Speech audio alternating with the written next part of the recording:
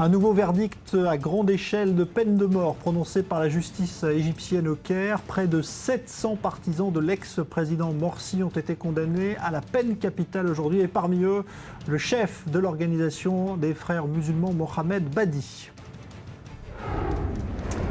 Les États-Unis et l'Union européenne ont annoncé de nouvelles sanctions économiques contre la Russie dans la crise ukrainienne aujourd'hui. La Maison-Blanche a dans le collimateur plusieurs personnalités proches de Vladimir Poutine et une quinzaine d'entreprises russes dans le secteur militaire notamment. Et puis journée de commémoration de la Shoah en Israël. Plusieurs cérémonies officielles se sont déroulées en mémoire des 6 millions de Juifs assassinés par les nazis lors de la Deuxième Guerre mondiale. La sirène a retenti et tout le pays s'est figé pendant 2 minutes ce matin à 10h.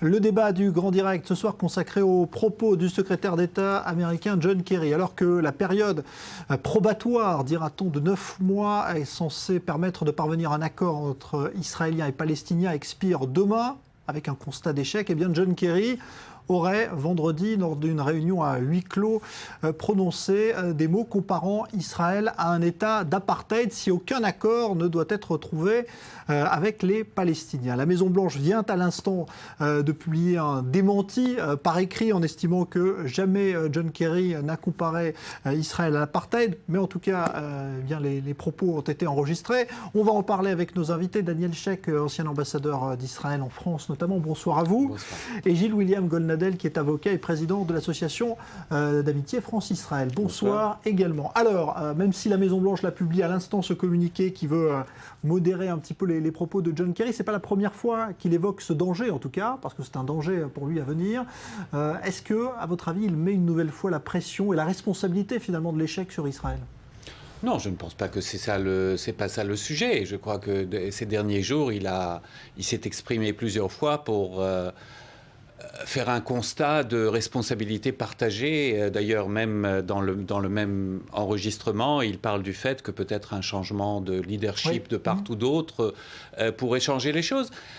Le vocabulaire est évidemment très mal choisi et malheureux, mais il faut aussi comprendre l'état d'esprit d'un secrétaire d'État américain dans un état de frustration assez forte, après 9 mois de gros efforts et avec simplement les dernières semaines qui ont vu tout tomber en miettes.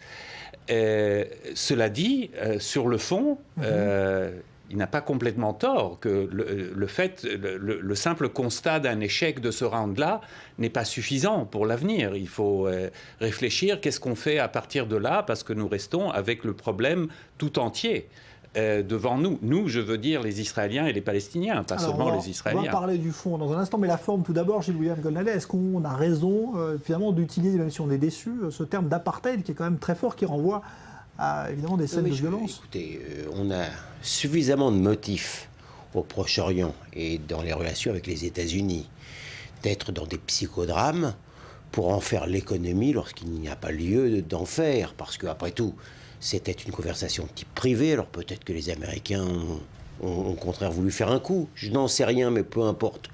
Sur le fond, bon, écoutez, c'est quelque chose d'assez banal. Kerry n'a jamais dit qu'Israël était un État d'apartheid. Kerry dit que si jamais il n'y a pas de paix, eh bien, à la longue, etc. C'est une sorte de banalité de dire que, enfin, dans certains milieux, on dit que si Israël ne résout pas le problème des Arabes de Palestine, alors les Arabes palestiniens deviendront majoritaires s'ils ont le droit de vote. Et sinon, il ne faut pas qu'ils l'aient. Bon, écoutez, on est dans un truisme total. D'ailleurs, c'est même pas sûr que ce soit vrai. Quand on regarde la démographie aujourd'hui en Israël-Palestine, c'est pas si certain que cela.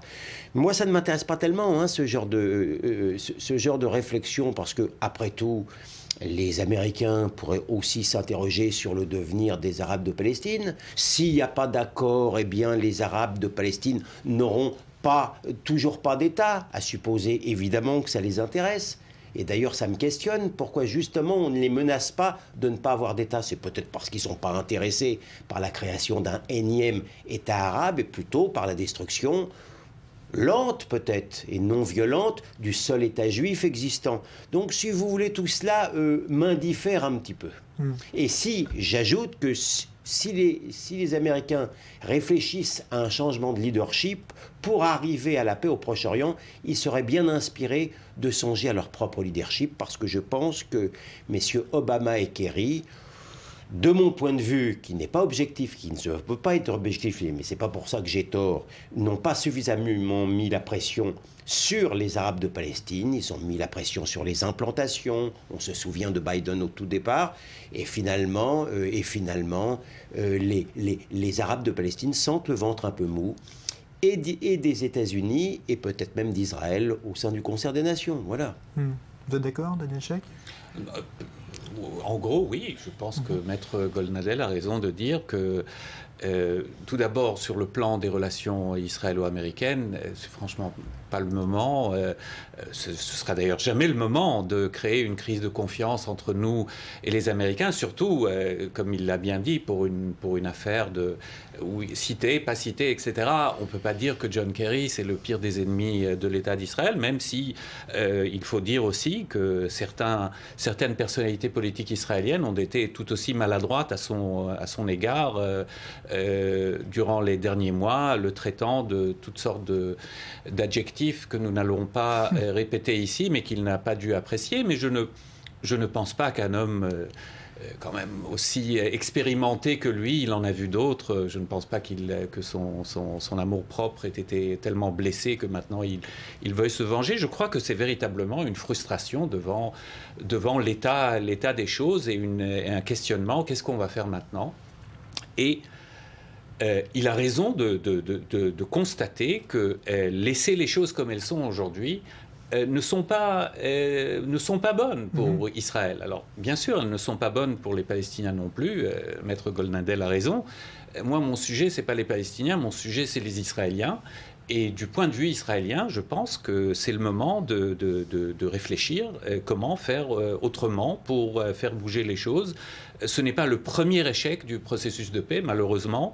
Ce ne sera sans doute pas le dernier, mais c'est le genre de problème, le genre de dilemme, le genre de problématique qu'on ne peut pas simplement laisser parce qu'on a subi un échec. Il faut à chaque fois à nouveau le faire, parce que c'est l'avenir d'Israël qui compte. Ouais. Alors justement, cette solution-là du statu quo, finalement, c'est-à-dire qu'on reste à un État reconnu, en tout cas officiel, c'est celui d'Israël, et puis pas d'État pour les Palestiniens. Est-ce que pour vous, c'est une solution qui est viable, voire préférable? Non, mais l'idéal n'est pas de ce monde, mais moi, en ce qui me concerne, qui n'est pas la religion des territoires, si effectivement il pouvait y avoir un compromis définitif entre deux États, l'un juif, l'autre arabe, avec des rectifications évidemment de frontières pour que tout cela soit viable, je serais le premier des Israéliens heureux. Donc il n'y a pas d'obsession de l'État certainement pas, mais très sincèrement, et là je m'essaye à l'objectivité. D'abord, dire la paix, la paix, la paix. Moi, une paix qui ne serait qu'un intermède avant d'autres hostilités dans de bien plus mauvaises conditions ne m'intéresse pas. Et de me dire, ah oui, c'est dommage, oui, mais il faut absolument... c'est comme si un peu on disait à un malade, monsieur, si on ne vous opère pas, eh bien, vous risquez vraiment de mourir, il faut vous opérer. Mais si celui qui veut m'opérer est un chirurgien apprenti, avec des infirmières européennes complètement demeurées, et dans un milieu hospitalier hostile qui peut me donner des maladies nosocomiales, je préfère encore rester dans l'état dans lequel je suis.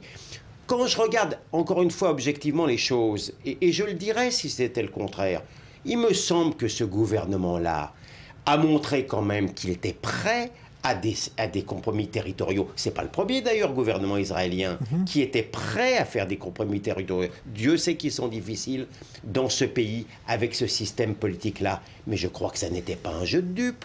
On voit quand même que la partie arabe de Palestine n'est toujours pas capable d'accepter. Et pour moi, c'est quelque chose d'extrêmement important d'accepter Israël en tant qu'État du peuple juif. Ça n'est pas parce que... C'est pas que je serais content parce qu'ils le feraient, mais le fait qu'ils ne veulent pas me faire, eh bien, m'interpelle énormément et me laisse à penser, de manière assez désespérée, je n'en tire aucun plaisir, me laisse à penser que je préfère, malgré tout, dans ce désespoir, d'en rester là, que d'avancer dans un processus qui me paraît un processus pas mieux engagé que celui d'Oslo. Je le déplore énormément, mais encore une fois, on peut menacer d'apartheid, on peut menacer de beaucoup de choses. Je n'accepterai pas qu'on joue l'État d'Israël au dé. C'est ça, à votre avis, l'obstacle, Daniel Sheikh, au fait que tout échoue, c'est que les Palestiniens refusent finalement de reconnaître l'État juif? Honnêtement, je pense que les deux parties ont des choses à leur reprocher. Les Palestiniens, sans doute. Moi, j'étais extrêmement déçu par la démarche de cette dernière semaine. Le rapprochement avec le Hamas? Le rapprochement, c'est plus qu'un rapprochement. C'est un accord avec le Hamas, dont il faut encore attendre et voir le sort. Je ne suis pas du tout certain que ça va marcher aussi bien. On en a vu déjà quelques-uns. Mais ça m'a semblé comme une sorte de manière d'échapper à une possibilité de réussite, même toute modeste qu'elle ne se dessinait, c'est-à-dire une simple prolongation du processus de paix. Maintenant, évidemment, Abou Mazen, lui aussi, vit dans un environnement politique qui n'est pas facile. Il ne jouit pas d'un soutien énorme de son peuple. Il a le Hamas qui lui souffle derrière. Il y a un désillusionnement total des gens, des partisans du Fatah. Tout ça est compliqué. Mais du côté israélien, je pense que la composition actuelle du gouvernement ne permet pas à un Premier ministre qui a dit les choses qu'il fallait, mais qui, franchement, ne montre pas un enthousiasme énorme pour cette affaire, de prendre des décisions qu'il faut. C'est une composition d'une coalition qui est extrêmement problématique. Il n'y a en fait que très peu de personnalités autour du Conseil de ministres qui sont véritablement motivées pour faire avancer ce processus. Mais tout ça, ça n'a pas vraiment d'importance. Qui porte plus de responsabilité que l'autre? Il s'agit de trouver un moyen de renouer le dialogue, de trouver peut-être un autre moyen et surtout de ne pas laisser les choses dégringoler vers une nouvelle déflagration violente qui ne servirait à rien sauf qu'à créer encore des drames humains et humanitaires de part et d'autre. Vous pensez qu'il y a un risque de voir finalement se développer ce que Kerry appelle les citoyens de seconde zone là, pour les Arabes si on reste au statu quo? Bon, ça aussi, c'est quand même une... Non, ils ne seront pas citoyens. Pour qu'ils soient citoyens, il faut que les territoires soient annexés. Et c'est ça le dilemme, en fait, israélien. C'est que si l'on veut maintenir les deux piliers du vrai sionisme, c'est-à-dire que ce soit un État à la fois clairement juif et à la fois clairement démocratique, il faudra couper, il faudra choisir. Pour ne pas devoir choisir entre les deux, il faut trouver un moyen de se séparer de cette population, qu'elle soit majoritaire ou non. Probablement, elle ne le sera pas dans l'immédiat, elle ne le sera pas très vite, elle ne le sera peut-être même jamais. Mais peu importe, est-ce que nous, État juif, nous voulons vivre en domination à long terme de millions de Palestiniens qui ne souhaitent pas cette vie? C'est évidemment, ce n'est pas une solution. Non mais, d'abord, en ce qui me concerne, je ne peux pas renvoyer dos à dos les deux partenaires. Très sincèrement, avec la meilleure volonté du monde, ça serait très agréable intellectuellement pour moi, Daniel Sheikh, de penser que les Israéliens ne font pas absolument tout ce qu'il faut faire pour arriver avec un accord avec l'adversaire. Mais réellement, lorsqu'on regarde l'expérience avec Arafat, lorsqu'on regarde l'expérience de Barak, et lorsqu'on regarde encore cette expérience-là, on sait très bien quels étaient les paramètres. C'était la vallée du Jourdain avec encore une surveillance militaire, et puis finalement, Netanyahou aurait été au pied du mur. Vous avez parfaitement raison de penser que c'est peut-être pas le gouvernement idéal pour aller de l'avant. Mais les Arabes de Palestine, si vraiment ils sont intéressés par la création de leur État, ils n'avaient qu'à dire chiche. Ils ont tout refusé. Je suis entièrement d'accord. Non seulement... Non. Donc, aucun débat sur cette question. Donc de ce point de vue-là, si vous êtes d'accord avec moi sur le fait qu'aujourd'hui encore, on n'a pas un interlocuteur, et d'ailleurs je ne suis même pas dans le jugement, Ils ne sont pas intéressés, ils sont beaucoup plus intéressés par récupérer la terre qu'ils considèrent encore comme la leur, y compris en envoyant donc les soi-disant réfugiés sur le territoire israélien. On est dans cette tragique situation-là. Moi, je n'ai pas de honte à dire que je pense qu'au moment où nous parlons, nous ne sommes... Il y a des problèmes que nous ne pouvons pas résoudre sur le moment. C'est comme ça. C'est infiniment dramatique. C'est sans doute très gros danger, mais on ne peut pas le résoudre. Mais je connais encore pire. Ce serait la fuite en avant avec des partenaires justement aussi fuyants. Voilà tragique, le drame. Et c'est le piège dans lequel justement les Arabes de Palestine nous enferment, puisqu'ils nous disent, vous voyez, si jamais on ne s'arrange pas, eh bien vous allez vous retrouver avec justement les territoires. C'est un piège, mais il est tellement grossier. Je suis obligé de vous couper, Gilles-William Goldnadel. Merci Daniel Scheck. Dans un instant, Alexandre Arcadi, invité.